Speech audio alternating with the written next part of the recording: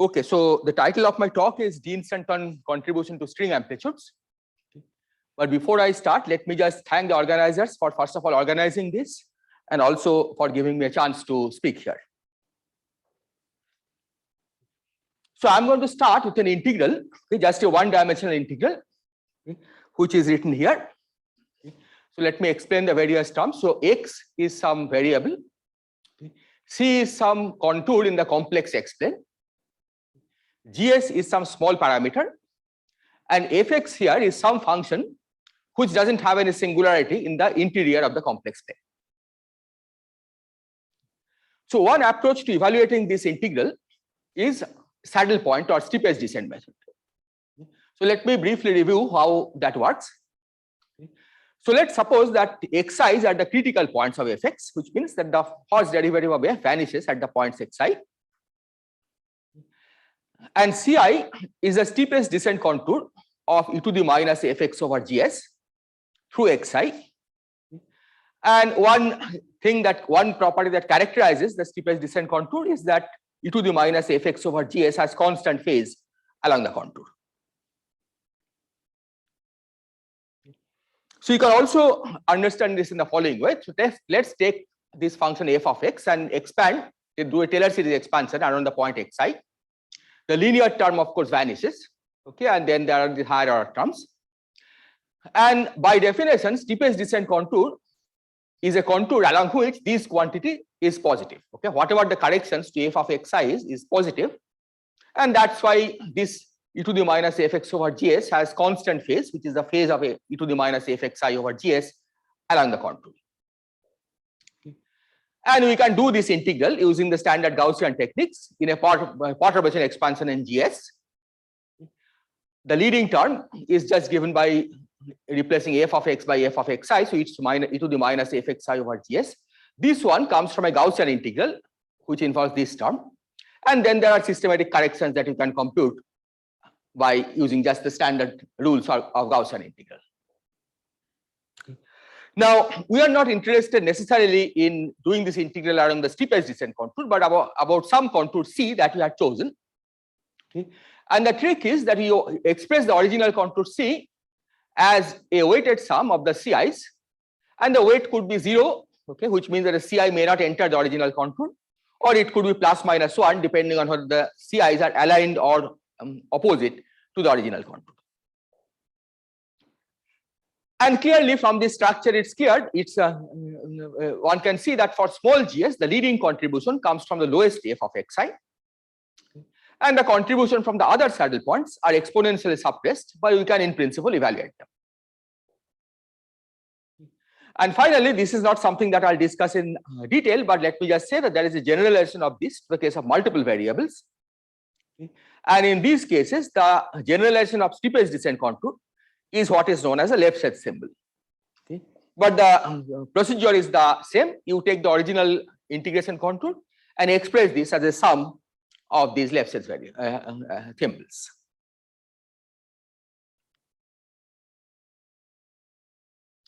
Now it turns out that a similar structure exists also in quantum field theories. In quantum field theory, the integration over x becomes path integral, okay, which basically means that we have integration over infinite number of such variables.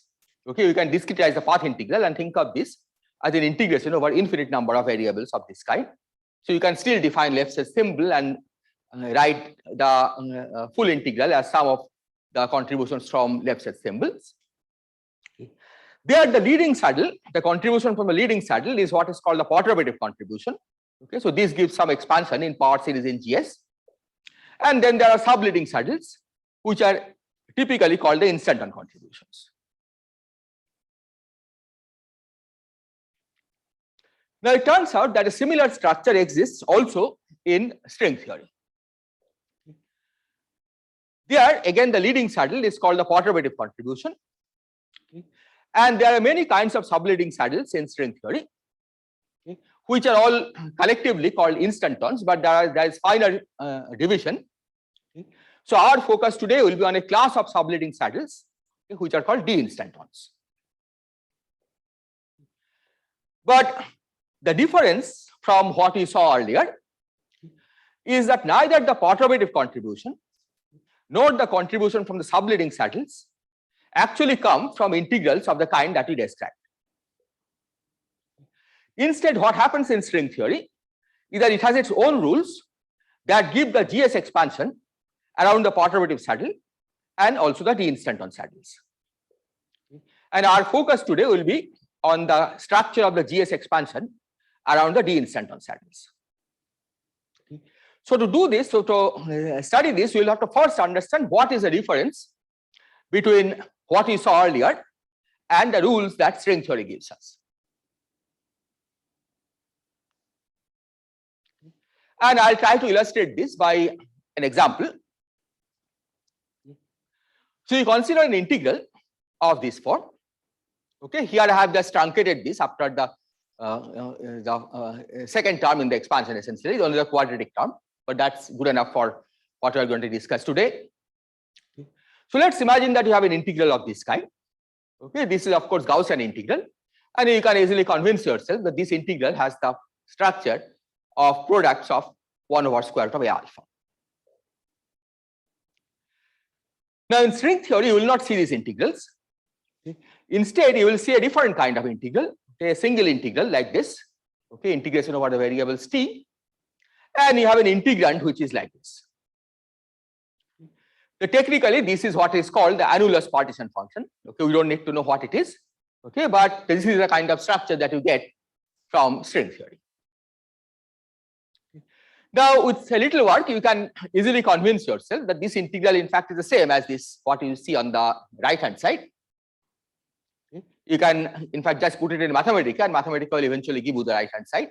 Okay, so it's everything is perfectly well defined, as long as A alphas are positive. Okay, at least as long as A alphas are non-zero. But when A alpha is 0, then you see that both expressions have problems. This has problem because you can clearly see a 1 over 0. You can trace it back, okay, to an integral here that if A alpha is 0, then the x alpha integral is not damped. And so if you integrate from minus infinity to infinity, then you obviously get infinity. And here you see a problem because if A alpha is 0, then this integral is not damped for large t, right? It's just 1, and that diverges. Okay, so all expressions that you have seen here are divergent, so there is no contradiction there. But the difference is that you often have an idea of what to do with the first expression, with this expression. Okay, this is the kind of expression that you get in quantum field theory. But we usually have no idea what to do with the second expression, which comes in string theory. Okay, you just say get a divergence, but you don't know how to deal with this. Now, before I go on, let me just say that there are also similar examples using Grassmann variables. So if psi and chi are Grassmann odd variables, okay, then the Grassmann rules of Grassmann integration tells you that this integral is given by A. Okay. And again, this is something that that appears in quantum field theory in the form of path integrals for fermions. But in string theory, this will appear as an integral like this. And again, you see that if A is equal to 0, then this vanishes.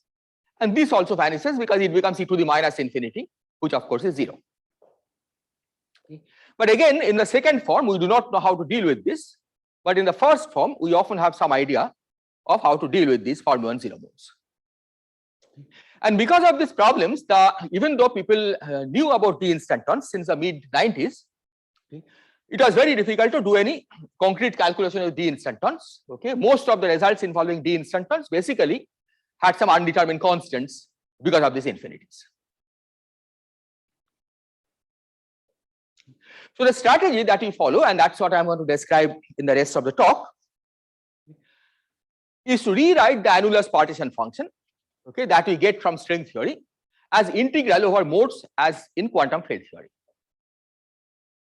So this is the main task, and there is a systematic procedure for doing this, and that uses a formula of field theory. And essentially what string field theory does is to reinterpret string theory results as if they are coming from path integral in a quantum field theory. You have 5 more minutes. Thank you. So usually this is somewhat inefficient okay, because string theory results are more compact, as you could see, right? Instead of having multiple integrals, you have just one integral over t. But to resolve these problems with infinities, this turns out to be more useful. So once you have expressed the string results as path integral, as in quantum field theory, then you can draw insights from quantum field theory to make sense of the integrals over the zero modes. And there are a variety of reasons for the zero modes, and each case has to be treated carefully. Okay, and I'll explain now some of the cases. So the first case is the simple one.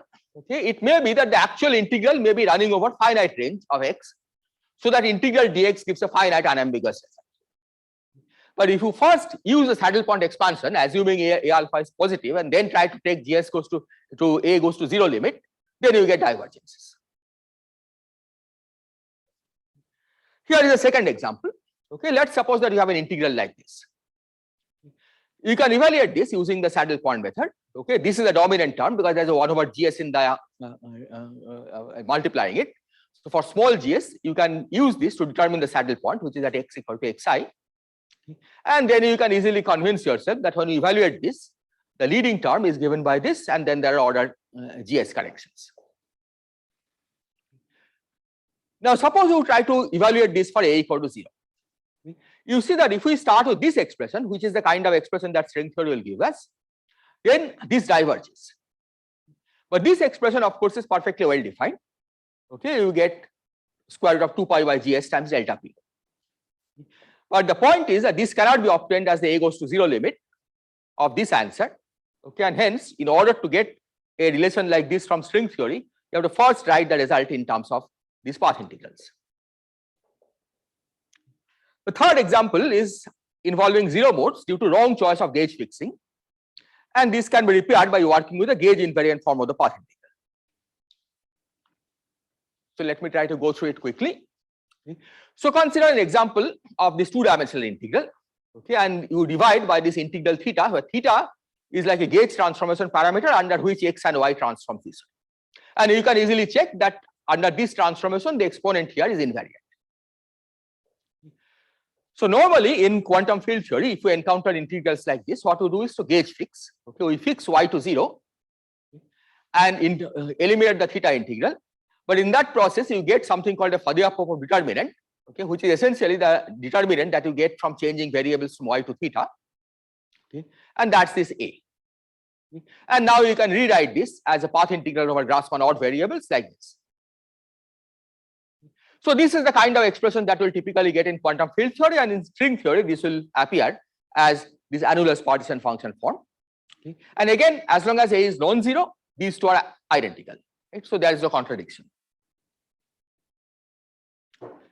But so this is the equality. But now you see that for a equal to 0, the right hand side becomes ill-defined, right? Because it's like infinity minus infinity. You don't know what to do with it. Left hand side becomes an integral like this. And then by taking care of the other factors, okay, which may look subleading to begin with, like this factor of e to the ipx or finite range of x integral and theta integral, we can actually extract a finite result out of this integral. Okay. But again, to do that, you have to first re-express the string theory results in terms of field theory results. So let me just say that this procedure has been applied to a wide variety of compactified string theories, and the kind of theories that were first used for this study was where you have already prediction for the answer from some conjectured duality. No D-instanton calculation was done because of these problems. Okay, one had some general idea of how the calculation should look like, okay. But there are various conjectured duality symmetries which had predicted what the answer should be. Okay, and here are some examples of theories where it has been applied.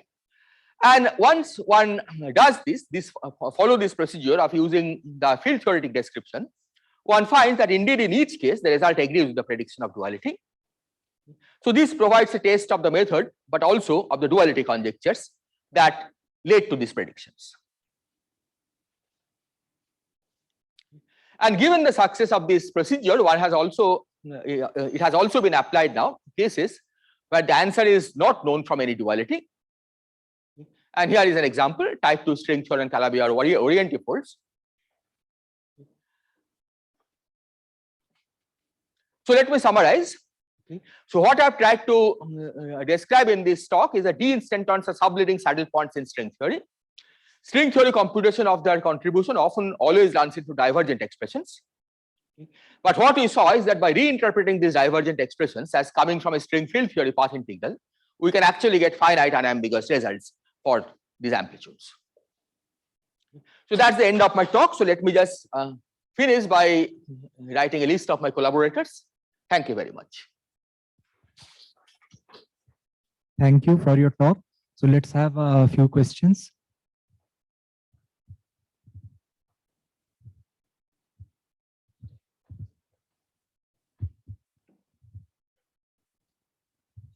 Can you hear me? Okay. Yeah, so I just cannot hear somehow. Can you hear me now? Yeah, so I was just wondering, is there a somehow my I am not. Hello? Yeah. Yes. So I was just wondering, how do you define the contour of integration in the string field theory path integral? The contour of integration? Yeah. Yeah. So this can be calculated in some simple cases. Like somehow, in some cases, for example, you know that the it's a real saddle point. So the contour just passes through, right? Because initial contour integration is about the real axis. Right? In some cases, you find that the steepest descent contour actually goes along the imaginary axis. So you go from the real axis in one direction and then imaginary axis in the other direction. So in some simple cases, one actually find a contour by knowing that the initial contour has to be over the real axis. Right? Because initial contour, if it's not over the real axis, you get imaginary results, right? You get complex results. That means you don't have a unitary theory, right? So you try to use a unitarity as a guideline for choosing the original contour. And then you have to re-express this as a sum of these steepest descent contours. I see. Okay. So there's no ambiguity in this choice, would you say? Well, sometimes there is ambiguity if the theory is not fully well defined, right? Like what happens in, for example, two-dimensional bosonic string theory. Then we know that it's not possible to define a unitary theory, right? Because it corresponds to a system in which the energy is unbounded from below. Okay. There is a natural choice of contour, but it's not well defined. Right? But that ambiguity exists both on the dual description as well as on the string theory side, right? In the matrix model side, which is a dual description, you have a similar ambiguity. So once you fix the contour on the matrix model side, that tells you how to fix the contour on the string theory side. Thanks. But in many cases, the contour is fixed just by unitarity, right? In a perfectly well-defined theory, there is no ambiguity in choosing the contour because unitarity basically fixes